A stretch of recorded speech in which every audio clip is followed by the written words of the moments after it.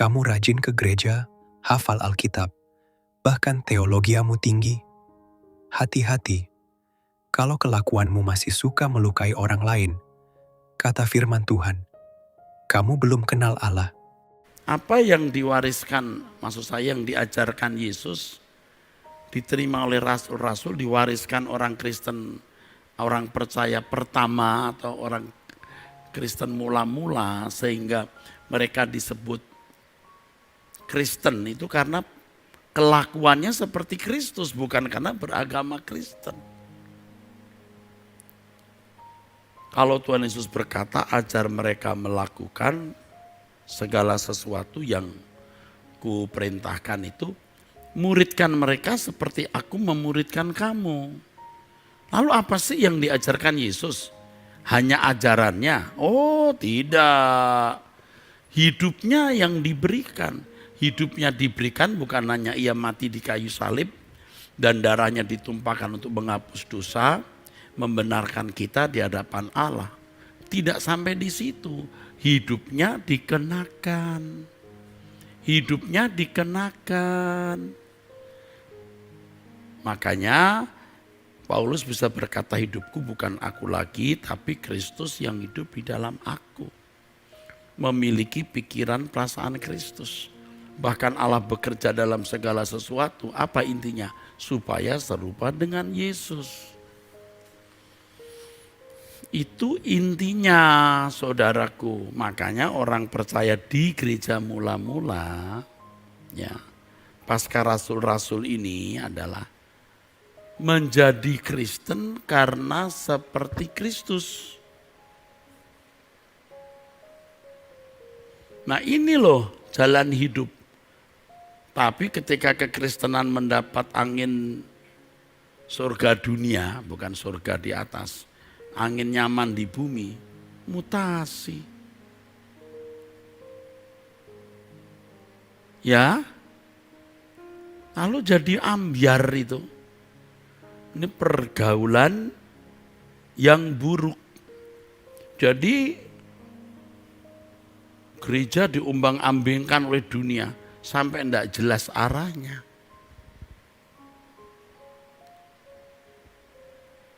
Lalu orang hanya sibuk debat teologi. Bukan tidak boleh teologi ya. Harus belajar teologi dengan benar. Tapi intinya harus menghidupkan Yesus di dalam hidup ini. Sesat loh kalau tidak begitu. Nah hari ini kalau bicara sesat itu, jika ajaran seseorang tidak sesuai dengan yang dianggap paling benar atau yang pada umumnya dianggap benar. Loh, kalau boleh saya beritahu kalau mau nih. Yang sesat itu yang tidak seperti Yesus. Titik, wes. Dia mau model apa teologianya. Tidak seperti Yesus kamu sesat. Dan faktanya kalau orang seperti Yesus itu ajarannya pasti benar. Tapi kalau orang yang ajarannya dianggap diakui benar, belum tentu seperti Yesus. Ayo, walaupun seluruh dunia bilang ini paling benar, kalau tidak seperti Yesus apa verifikasinya?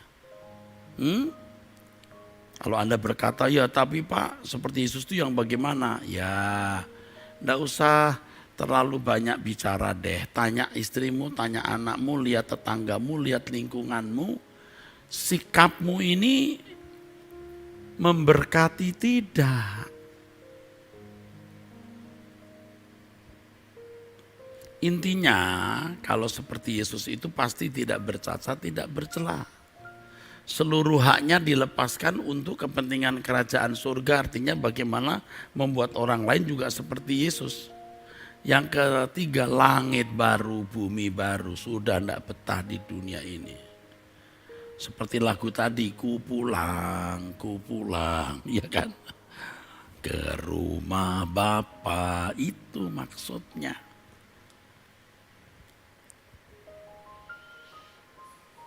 Ya, makanya saudara lihat tadi worship leadernya juga masih muda ya.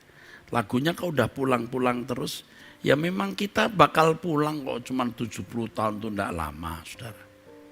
Jangan sesat. Pergaulan yang buruk merusakkan kebiasaan yang baik. ET, moral habit. Ini sudah saya jelaskan, saudaraku. Lalu kalau di kalimat berikutnya, sadarlah, sadarlah, sadarlah, sadarlah kembali sebaik-baiknya. Jangan berbuat dosa lagi. Dosa di sini hamartia, jangan meleset lagi. Artinya jelas apa? Jangan bikin salah apapun. Ya toh? Jangan meleset, ya toh? Artinya hidup suci, ya toh? Ya kita kan memang hari ini belum sempurna, tapi mesti sempurna. Jangan berbuat dosa lagi. Ini mau ditafsirkan gimana? Ada di antara kamu yang tidak mengenal Allah. Hal ini kukatakan supaya kamu merasa malu. Kamu boleh berteologi setinggi langit. Bukumu tebal 2000 halaman. Tapi kalau dari perkataanmu, kamu melukai orang, dari perkataanmu kelihatan kesombonganmu, dari sikapmu kamu melukai orang, kamu tidak mengenal Allah. Di beberapa waktu yang lalu saya berkata, kita tidak akan mengenal Allah sampai kita mengenal Allah. Nah, mulai deh saya di SMS orang dekat saya, maksudnya apa ini Pak? Gini loh, mengenal Allah itu berjumpa langsung. Kamu tidak akan mengenal, kalau orang ya, kamu tidak akan pernah mengenal siapa, kita ambil contoh, Erastus saja deh. Kamu tidak akan pernah mengenal Erastus sampai kamu mengenal dia. Ini kan,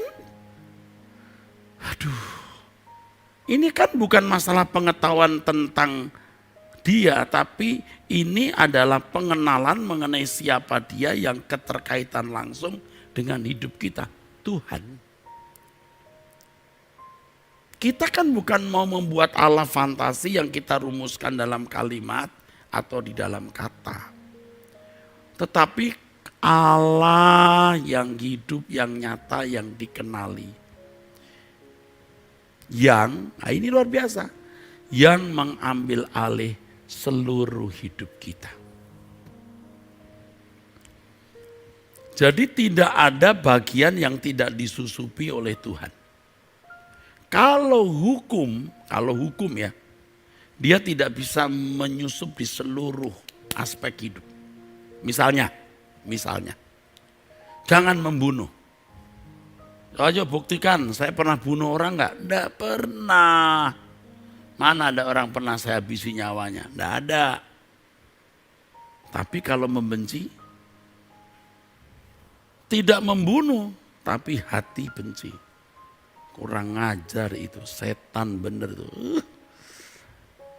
Itu kalau di dalam kekristenan itu melanggar, itu meleset. Hamartia itu meleset. Memiliki pikiran perasaan Kristus itu mengcover seluruh aspek hidup. Tidak ada yang tidak di cover. Kalau hukum bisa. Kalau hukum bisa dijalani tanpa menyentuh bagian dalam manusia. Hormati orang tuamu. Coba buktikan. Saya tidak menghormati orang tua. Oh, saya kasih duit mama. Oh, saya tunduk. Tapi hati, siapa yang bisa lihat? Berzina. Oh, buktikan saya melakukan hubungan seks dengan orang yang bukan pasangan. Ayo cari bukti. Iya, kalau nggak ada bukti nggak bisa. Tapi Tuhan mengatakan, kau lihat lawan jenis kau mengingininya. Bergerak syahwatmu, siapa yang bisa menyelidiki sih? Membuktikan bergerak syahwatnya. Itu sudah berzina. Makanya agama itu gampang dilestarikan, tapi jalan hidup enggak gampang. Kalau Alkitab berkata, saudaraku, ya, melepaskan segala sesuatu. Ini standarnya anak Allah ya. Coba bagaimana? Itu seluruh hidupnya dirampas, saudara. Memiliki pikiran perasaan Kristus, seluruh hak dilepaskan, saudara.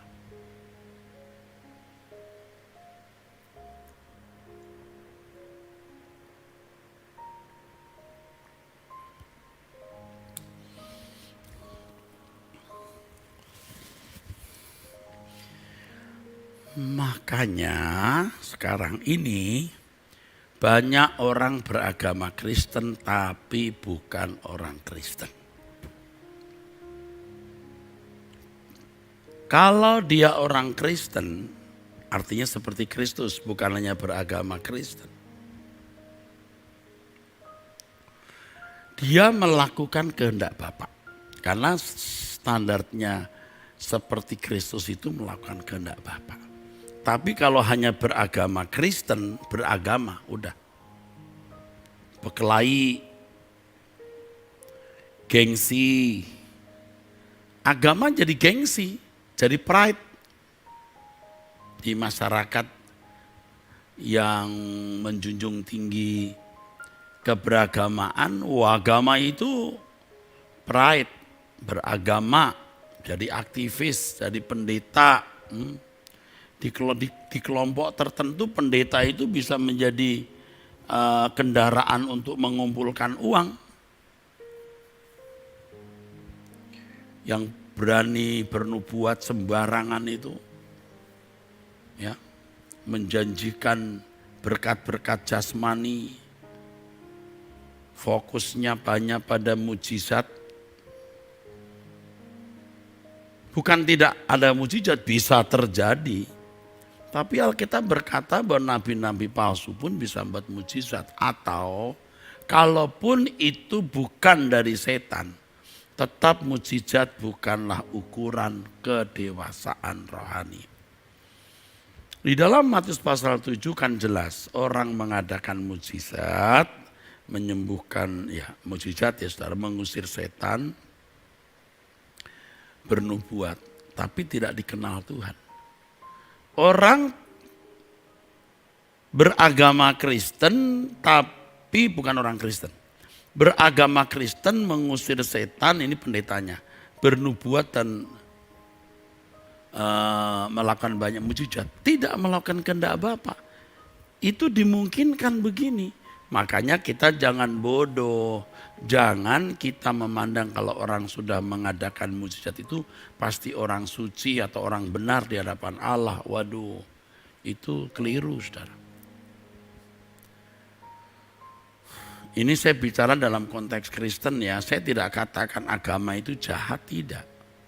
Kalau saya bicara dalam konteks Kristen, agama Kristen yang tidak disertai dengan melakukan kehidupan seperti Yesus, itu jadi seperti organisasi.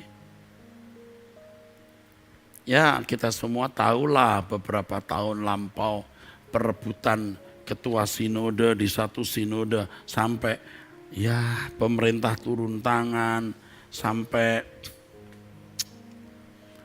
ya makan korban ya saudara. Dan di beberapa sinode pun terjadi begitu saudara.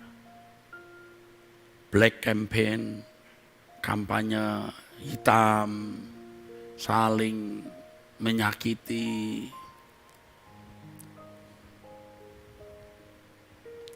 Karena kedudukan.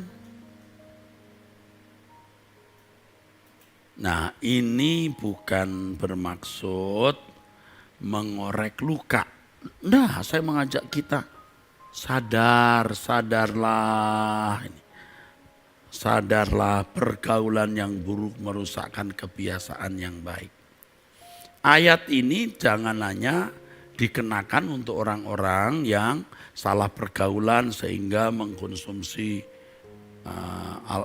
narkoba, alkohol, atau seks bebas, atau pelanggaran-pelanggaran moral berat. Ketika kehidupan Yesus yang harus dikenakan hanya digantikan dengan kelakuan baik menurut hukum seperti pada umumnya, ketika kekristenan menjadi keberagamaan bukan jalan hidup, sesat. Tidak seperti Yesus itu sesat.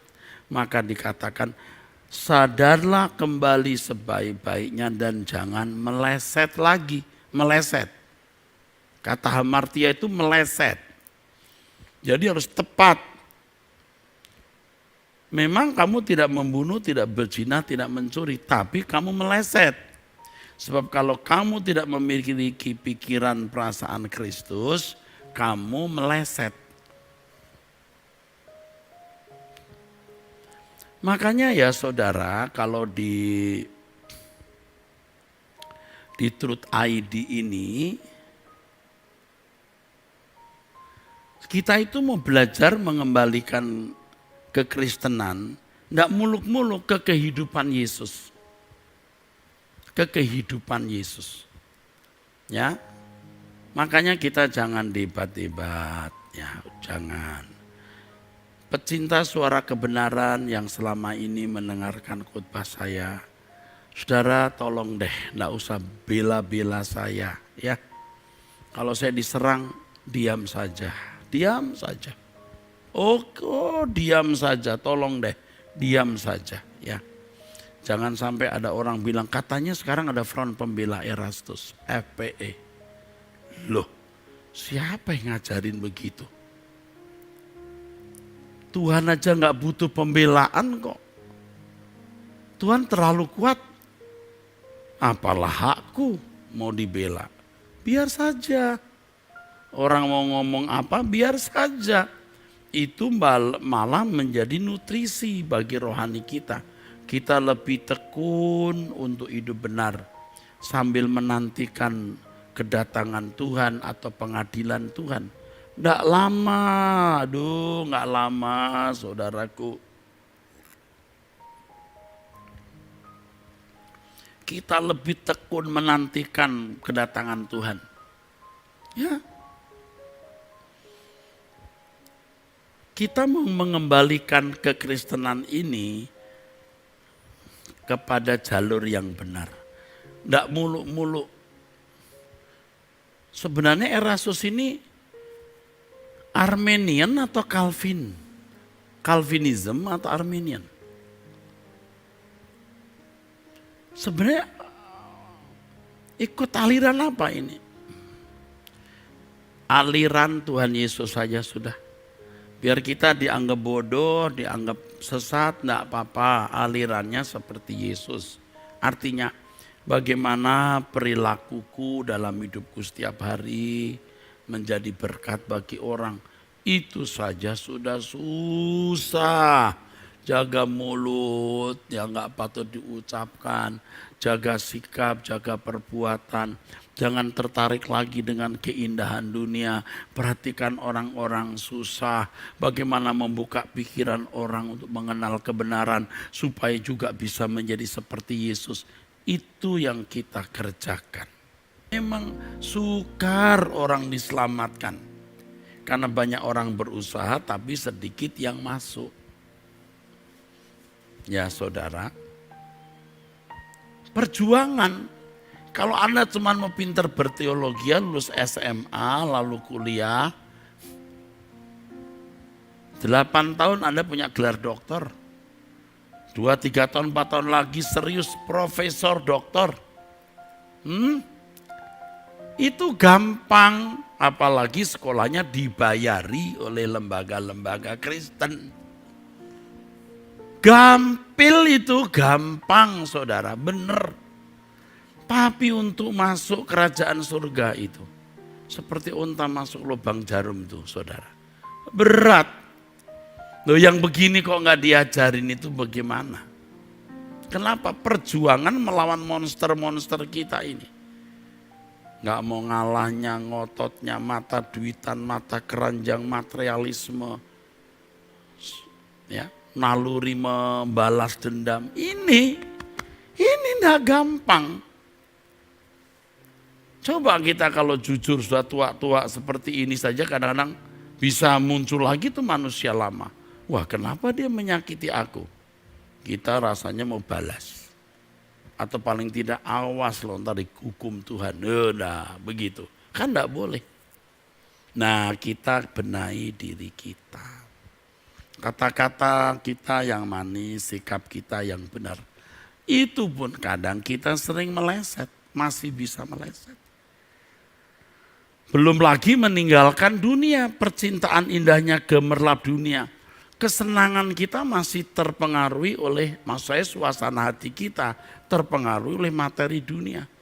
Wah ini sesat. asal ada makan pakaian cukup kok. Kalau suruh memilih pulang ke surga atau di bumi, pilih pulang. Mestinya kan yang benar begitu. Tapi yang benar ini sudah tidak nampak hari ini.